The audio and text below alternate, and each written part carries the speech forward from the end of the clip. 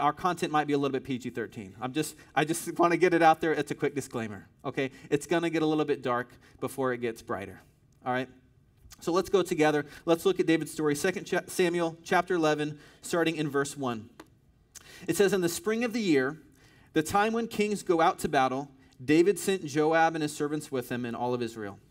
And they ravaged the Ammonites and besieged Rabbah. But David remained at Jerusalem. It happened late one afternoon when David arose from his couch and was walking on the roof of the king's house that he saw from the roof a woman bathing. And the woman was very beautiful.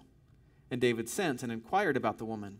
And one said, is not this Bathsheba, the daughter of Eliam, the wife of Uriah the Hittite? And so David sent messengers and took her, and she came to him, and he lay with her.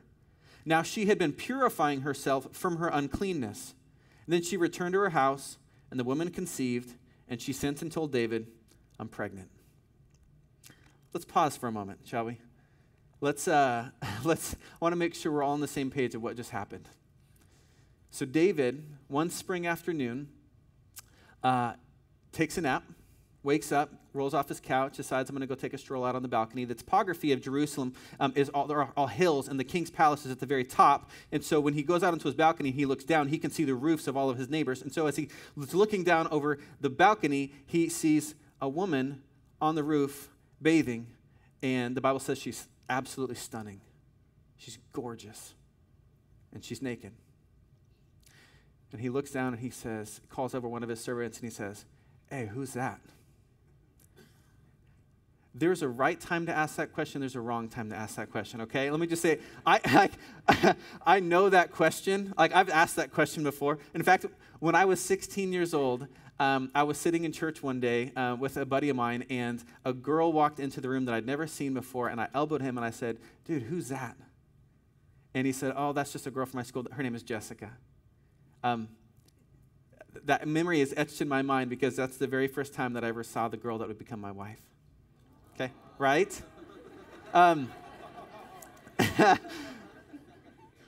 There's a right time to ask that question, and there's a wrong time. This is the wrong time for David. David's married.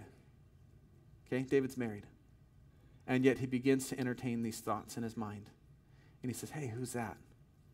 The servant who responds is a little bit wiser than David in this moment. He has a little bit more clarity of mind right now. So he says, whoa, David, her? That woman that you're ogling, like, that's someone's daughter. That's someone's wife. And not just anybody, that's Eliam's daughter. Remember Eliam, the guy that's been counseling you and serving you faithfully for years? That's his daughter. And David, you know whose wife that is? That's Uriah's wife. Let me tell you who Uriah is. So after David defeated Goliath, David started to get all of this public notoriety and admiration, so much so, in fact, that the reigning king at the time started to get jealous and actually started trying to hunt David down. David became an outlaw and had to run for his life. And so as he was running and hiding in mountains and caves, all of these men from around the countryside started flocking to David. They wanted to be around him. It was like, have you ever seen Braveheart? It's like David was William Wallace. Okay? So all of these men started coming around him. And they fought with him, and they protected him, and they bled with him. David owed his very life to these guys. Uriah was one of those guys. If David was William Wallace, Uriah was Hamish. Okay? So the servant says, David, man, I know that look in your eyes. Don't do what I think you're wanting to do. Turn around and walk away. But David doesn't, does he? The reality is David's been primed for this moment. David did not wake up that afternoon from his nap. I guarantee you. I've been in ministry long enough. I've had enough conversations to know that this is the case. David did not wake up one afternoon from his nap and say, I'm going to go cheat with my friend's wife today. It never happens that way.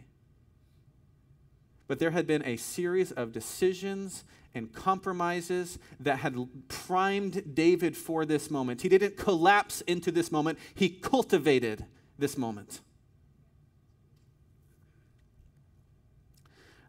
There's a whole series of compromises that led David to the place where it was basically primed him for this fall. I'll just give you one example. David had 7 wives at that time. he had 10 concubines as well. So he was in a relationship with 17 different women at the time. Now, we know that polygamy was not uncommon at that time. It was a culturally acceptable practice at that time, especially for kings. Kings took what they wanted, okay? But this was not God's way for God's people. In fact, in the book of Deuteronomy, God explicitly says kings are not to multiply their wives. The way God intended it was for a man and a woman for life. But for the last 20 years of David's life, he had made those compromises one after another, one after another. He decided to take what looked desirable in the moment and what culture said wasn't that big of a deal rather than what God commanded him. Making one small compromise after another until he finally gets to this place where he's looking down over his balcony, and it's honestly not that hard for him to jump. We don't collapse into moments, we cultivate moments. Now, that's not just true for David, that's true for you and me as well, isn't it? The small habits, the small decisions that we are making today are leading us either towards God or away from God.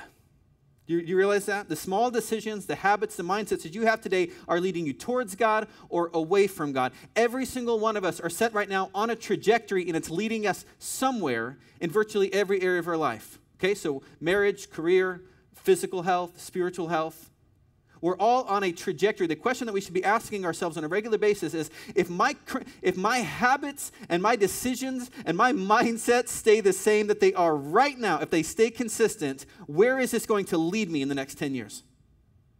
You may not be at a place where David is right now, where you're ready to jump, but if your habits and your decisions stay consistent today, where will you be in 10 years?